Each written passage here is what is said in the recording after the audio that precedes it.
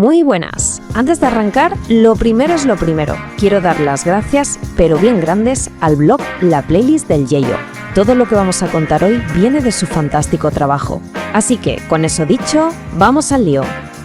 Venga, nos vamos de viaje a 1985, un año clave para una banda mítica, The Cure, y un álbum que lo cambió absolutamente todo, The Head on the Door. Un disco que de verdad nació de las cenizas para convertirse en una auténtica obra maestra del pop. Y aquí está la gran pregunta, el misterio que vamos a intentar resolver. ¿Cómo es posible que una banda que está literalmente a punto de desaparecer consigue crear su disco más alegre, el de más éxito y al final uno de sus trabajos más recordados? Es una historia de resurrección en toda regla. Para entender el milagro que es este disco, primero tenemos que entender el caos. Porque justo antes de esta explosión de color, la situación en The Cure se estaban desmoronando por completo. A ver, solo hay que echar un vistazo a la cronología de esos años, que parece un parte de guerra. En el 82, después del oscurísimo Pornography, Simon Gallup, el bajista, se va dando un portazo tras una bronca tremenda con Robert Smith. Para el 83, Smith está totalmente desbordado, metido en 1000 proyectos a la vez. Y ya en el 84 graba The Top prácticamente solo, agotado, con la banda rota y problemas de salud. Vamos, que el futuro pintaba negrísimo. Pero entonces, algo hace clic. De repente, toda esa oscuridad empieza a levantarse y se abre la puerta a una etapa completamente nueva. Un renacimiento, un nuevo comienzo para la banda. ¿Y cuál fue la clave de todo esto? Pues esta nueva formación. La banda se recompone y vaya si lo hace. Vuelve Simon Gallup, una pieza fundamental, al bajo. Se une el increíble Boris Williams a la batería, un fichaje potentísimo. Y Paul Thompson se consolida en la guitarra. Por primera vez en años, The Cure era un quinteto sólido, un equipo de verdad. Las palabras del propio Robert Smith lo clavan. Capturan perfectamente el cambio de ambiente. Dijo algo así como que el álbum tenía una frescura fantástica y que la banda se había convertido en una especie de familia. Y esa energía, esa química que habían recuperado, fue el verdadero motor del disco. Y con esta nueva energía llegamos al corazón del disco, su sonido.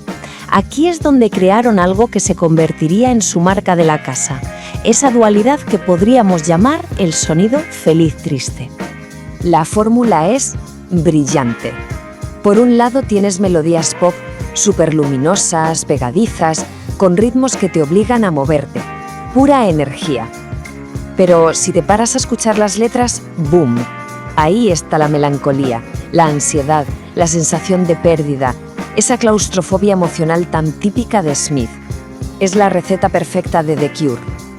Y los ejemplos más claros, por supuesto, son los dos singles que reventaron las listas. Tanto In Between Days como Close to Me suenan increíblemente alegres, te ponen de buen humor, pero sus letras hablan de desamor y angustia. Ese contraste es lo que las hace absolutamente geniales. Y ahora, si os parece, vamos con la parte divertida, con el cotilleo de estudio. Porque detrás de estas canciones hay anécdotas que son una pasada. Vamos a desvelar algunos secretos. ¡Atención a esto! Primero, en la canción The Blood, cuando canta Paralizado por la sangre de Cristo, en realidad se refería a un vino portugués muy fuerte que le encantaba. Segundo, el título de Six Different Ways salió de un debate tontísimo en el estudio sobre cuántas formas hay de despellejar a un gato. Tercero, el título del álbum, The Head on the Door, viene de una pesadilla que Robert Smith tenía de niño. Y cuarto, el mítico vídeo de Close to Me, con la banda metida en un armario cayendo por un acantilado, fue una genialidad hecha con 4 duros. Con toda esta nueva energía y un puñado de canciones que eran hits seguros, The Head on the Door fue mucho más que un regreso. Fue el álbum que les abrió las puertas del estrellato mundial de par en par. Y el dato es brutal. Más de 1,5 millones de copias vendidas en todo el mundo. Para una banda que venía del circuito post-punk, esto fue un bombazo comercial. Su mayor éxito de lejos hasta ese momento. Y las cifras lo confirman. El disco fue oro en el Reino Unido y, lo que es aún más importante, también en Estados Unidos. Este fue el disco que por fin les hizo conquistar el mercado americano y los convirtió en una banda de estadios. Así que, después de este viaje por esta obra maestra del pop agridulce, lanzo una pregunta al aire para darle vueltas. ¿Cuál es, para cada quien, la mejor canción feliz-triste de la historia? Y con esa reflexión lo dejamos por hoy. Para más historias tan chulas como esta sobre álbumes clásicos, no hay que dejar de visitar el blog que lo ha hecho posible, la playlist del Yello. Muchísimas gracias por estar ahí.